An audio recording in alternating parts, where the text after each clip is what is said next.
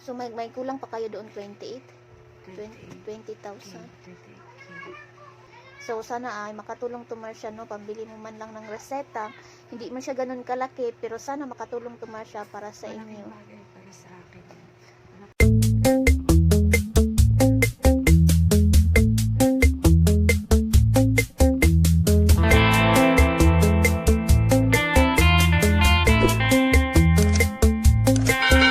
So ayan na guys, nandito na ako ngayon sa aking kaibigan.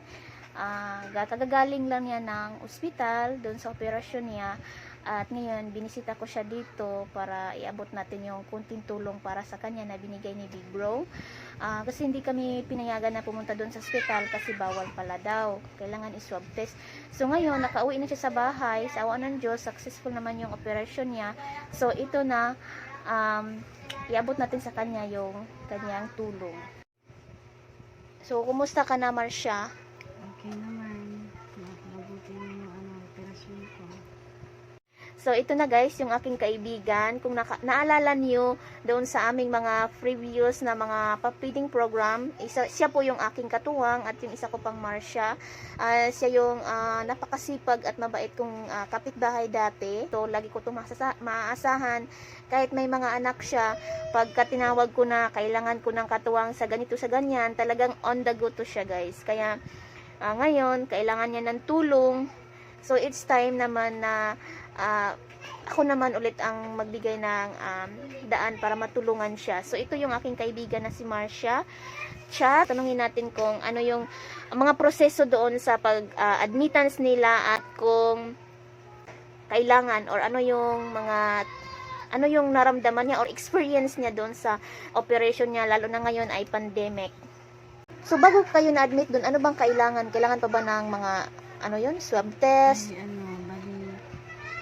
Ay, nagpa-laboratory muna ako ng ECG tsaka sa CBC. Tapos nagpa-swab test bago makapasok sa ospital. Swab test talaga bago makapasok sa ospital? Tapos nung matapos yun, pumasok na kami.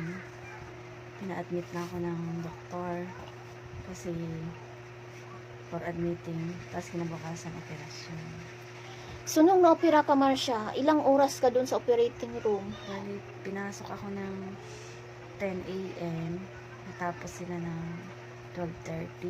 Ay, mga 2 oras din. Tapos, inobserbahan ako ng mga 3 hours kasi 1:30 to 3:30 na ako inakyat sa room. Pinabalik doon sa room mo. So, ang nakuha doon, Marcia, ay ano nga yung kaso mo? Gallbladder stone? Bato sa abdo. Bato sa abdo. Yun ang inoperahan sa akin. Ito yung tinanggal nila. Yung bato? Yan yung mga bato-bato doon? Doon sa loob ng abdo. Sa loob ng abdo? Yung video na pinamaka sa'yo. Yan yung laman doon. Para siyang paminta, no? Nabuo, no? Matagal ko na siya iniinda. Hindi ko alam na ganun pala. Ganun pala yung sakit mo. So, ngayon lang talaga nalalaman na kailangan na talaga siyang operahan kasi malala na yung acute na namamaga na. Kaya pala yung parang lumubo na yung lagayan ng bato. Tsaka yung tiyan ko medyo lumaki. Yun pala yung dahilan. So, ano palang naramdaman mo, Marcia, nung time na yun? Masakit ba? Nung hindi mo pa nalaman na mayroon ka palang ganung sakit?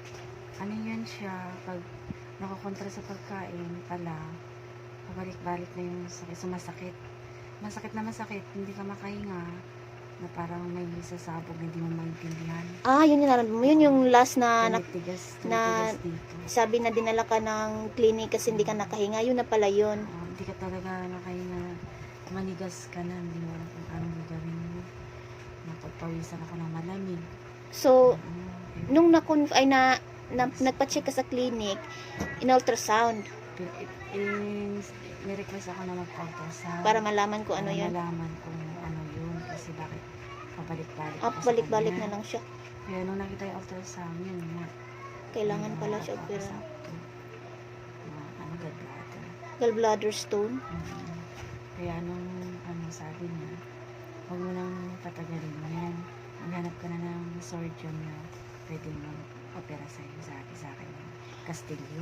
So ito Marcia, para din sa kalaman ng lahat, no, kasi ngayon sa hirap ng buhay, 'di ba? So kailangan talaga natin mga public hospital. Bakit napunta ka doon sa private hospital? Una kasi nagpunta ka ng PGH. Napakahirap naman pumasok kasi online. Mm. Tapos, pipila ka dun sa, ano yun, OPT. Oo, sa OPT. Oo. Pag OPT. naka-online ka, kailangan antayin mo pa yung tawag sa'yo, yung ano kung kailan ka nila isasalang. Oo. Acute na nga, hindi ko na maantay.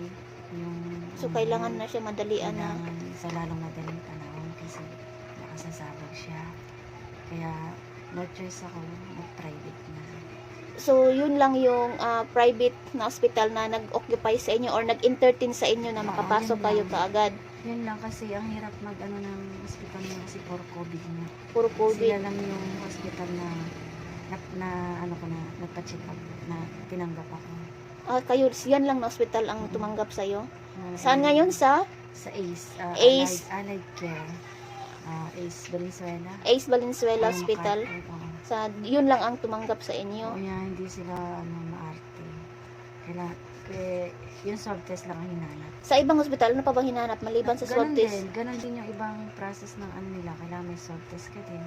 May laboratory ka din. Parehas lang. Nag-inquire din kami ng private ng PGH. Parehas lang din yung magagastos. Kaya pinili ko na lang dyan kasi mas malapit. At saka mas mabilis. Oo. Yung iba, pipila ka pa. Pila ka. So, Doon, hindi madali ko yan. na kailangan mag-online. Tinanggap na nila. ako. Tinanggap ka na kaagad. Oo. Kaya doon ka napadpad. Doon na ako napagpa. So pagkatapos mo ma-operasyon, Marcia, ilang araw pa kayo doon nag-stay bago kayo nakauwi? Bali, 3 days. 3 days lang kayo doon? Oo, kasi hindi pwede magtagal dahil may mga COVID patient din. Marami din COVID patient 6 doon. floor o 5th floor kami. Hindi So nila pinapatagal yung mga pasyente kailangan makaalis. Kung kaya mo na. Pag uwi ninyo, swab test pa rin kayo? Hindi na. Hindi na. Bali, yung subtest namin 14 days bago ma-expire. 14 days pa yun. Oo. So, umuwi na kayo dito. So, dito ka na sa bahay magpapahinga. Tapos, kumusta naman yung bill? Yung sabi naman namin, sobrang laki. Kaya, humihingi ako ng tulong. Ngayon, may PhilHealth naman po kami, kaya hindi kinaya. Malaki po yung doctor's fee. Buti pumayag sila na partial. Kaya So, may balance pa. So, partial lang palang nabigyan ninyo. May balance pa kayo doon? May balance pa kami. Buti mabait yung doktor na nag-opera sa akin. Si Dr. Philip Victor de los Reyes. Oo. Ako. Siya ang nag-opera sa akin. Tapos, buti pumayag siya para siya. Kaya pinalabas na lang kayo kasi Kaya may pinalabas partial. sa amin. Bali siya na lang yung kinausap na kami. Siya na lang yung parang paparsyalan namin. Yung sa hospital bill, bali wala na kaming babayaran doon. Bali, na zero balance na kami doon kasi yung 56,000 na bill namin. Natanggal yung pinel ko yung 31,000. May binayaran pa kami 25. So, bali ang hindi nyo nabayaran yung sa doctor's fee. O, kulang kami. Kulang kayo ng doctor's fee. 50 lang yung nabigay. May 28 pa. So, may kulang pa kayo doon 28? 28. 20,000. 28. Ibabalik namin. So, ito ngayon, Marcia, mayroon kami kunting iabot sa iyo na binigay ng aming bubuting sponsor para kahit paano ay makatulong sa iyo sa pangangailangan mo or sa mga pagliliko mo ng pera. Mayroon ba kayo resita pag pauwi? Pauwi na? May binigay siya. May reseta kayo? So, sana ay makatulong to Marcia, no? Pambili mo man lang ng reseta. Bagay para sa akin. Malaking bagay na maraming salamat po sa inyo. Kasi si Marcia lang alam ko pwedeng sabi ko baka makatulong sa akin kahit pa paano. Konti, malaking at least meron malaking bagay na po yun. So, ito Marcia, mayroong binigay si Big Bro sa amin para sa iyo. Lahat naman ng humingi sa amin ng tulong ay napabibigyan naman sa awa ng Diyos. Kasi kapag may lumapit sa akin, nagme-message or mga nakikita ko sa daan, pag binabigyan naman namin doon sa sponsor ay binabibigyan naman kahit pa paano. Hindi man malaki, maliit, pero at least meron kami naiabot. So, ito Marcia, ibigay ko sa iyo Marcia ha. Ayan, Marcia, oh. 5,000 para sa'yo, Marcia. Ayan. Kasi, Sponsor. sana makatulong yan, Marcia, ha? At kung ano pa man ang kailangan mo, huwag ka lang mag-atubili magsabi sa akin, hindi man sa financial, kung kailangan mo ng serbisyo o kasama, kung ano mang gagawin mo, sasamahan kita, Marcia. Kasi parang dyan naman din ako makabawi sa lahat din naman ng naitulong mo sa akin nung araw. Hindi ko nakalimutan yun, Marcia, dahil napakabuti mong kaibigan sa akin. Nagpapasalamat ako sa iyo. Siyempre, kundi sa iyo, hindi makakapagbigay sa akin si sponsor sa pamamagitan mo. Kaya maraming salamat po sa inyo sa tulong na binigay sa akin. Thank you very much po. So, ayan na nga guys, at naibigay na natin dito sa kaibigan ko si Marcia Charito, yung pinibigay ni Kuya Big Bro na 5K. Ayan, sana ay makatulong to sa kanya kasi napakahirap talaga ng buhay. Ang laki pala ng bill nila. Kasi yun na nga ang sitwasyon, madalian na, walang tatanggap sa kanila na ibang hospital, yun lang. So, napilitan talaga sila na magpa-confine doon kasi kailangan na siyang matanggal kasi malapit na sumabog. Kailangan na siyang madaliin kasi namaga na.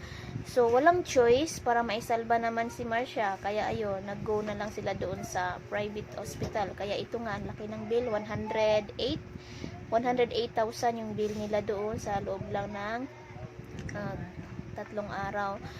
So, kaya ayun, gagawan pa ng paraan yung kulang kasi may balance pa doon sa hospital nila. So, maghanap pa kami ng iba pang tulong kung sino man pa man dyan na mayroong mabubuting puso na makapag bigay ng kahit kunti lang para naman kunting tulong dito sa kaibigan ko. At maraming salamat pala kay Big Bro dahil hindi siya dalawang isip kaagad nag-message ako sa kanya, bigla talaga ay nagbigay siya kaagad ng tulong dito sa aking kaibigan. So, maraming salamat sa iyo, Big Bro. Napakabuti mo talaga, naway i-bless ka pa ni Lord ng sobra-sobra kasi napakabuti mo at hindi ka madamot sa lahat ng blessing na pinagkaloob sa iyo at talagang handa kang tumulong sa mga taong nangangailangan. Hindi lang sa kaibigan ko kundi sa iba pang tao. So, maraming salamat talaga sa iyo, Big Bro. Ayan, naway bigyan ka pa ng malulusog ng pangatawan kasama ng yung mga pamilya. So, maraming thank you po at syempre guys, bago ako mag-end, huwag niyong kalimutan mag-like at mag-subscribe na lang dyan para mas marami tayong matulungan guys. At syempre, shout out sa lahat ng mga taong nakasuporta sa atin sa bawat palabas natin, lalo na sa ating charity vlog. Maraming thank you po sa inyong lahat and see you on my next episode. Bye bye. God bless us all guys.